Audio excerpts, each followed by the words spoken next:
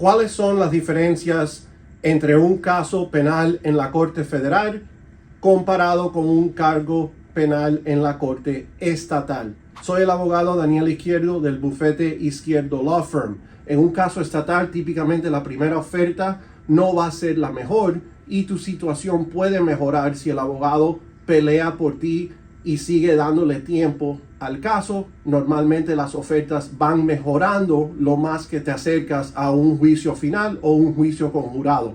En la Corte Federal, típicamente te beneficia tratar de resolver el caso y llegar a algún acuerdo con la Fiscalía lo antes posible. Un caso federal ha sido investigado por un tiempo de 1, 2, 3, 4, hasta 5 años por agencias federales, fiscales federales que están trabajando en conjunto con los investigadores, y típicamente no es como en la Corte Estatal que la oferta va a mejorar. Si quieres resolver tu caso sin un juicio con jurado y quieres obtener la mejor oferta posible y todos los beneficios que estén disponibles para ti en la Corte Federal, debes tratar de llegar a algún acuerdo lo antes posible. Si le vas dando tiempo al caso y discutiendo en la Corte Federal, lo más probable es que esa oferta se va a empeorar comparado con la Corte Estatal, que va mejorando. Si tienes un delito en la Corte Federal y quieres resolver para evitar tiempo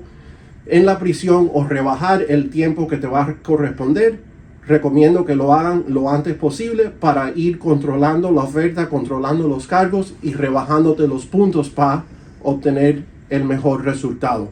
No importa si estás acusado de un delito en la Corte Estatal o en la Corte Federal, debes consultar con un abogado que tiene experiencia en el tema de defensa penal, porque ese abogado te puede proteger tus derechos y asesorarte correctamente para que tú tomes la mejor decisión.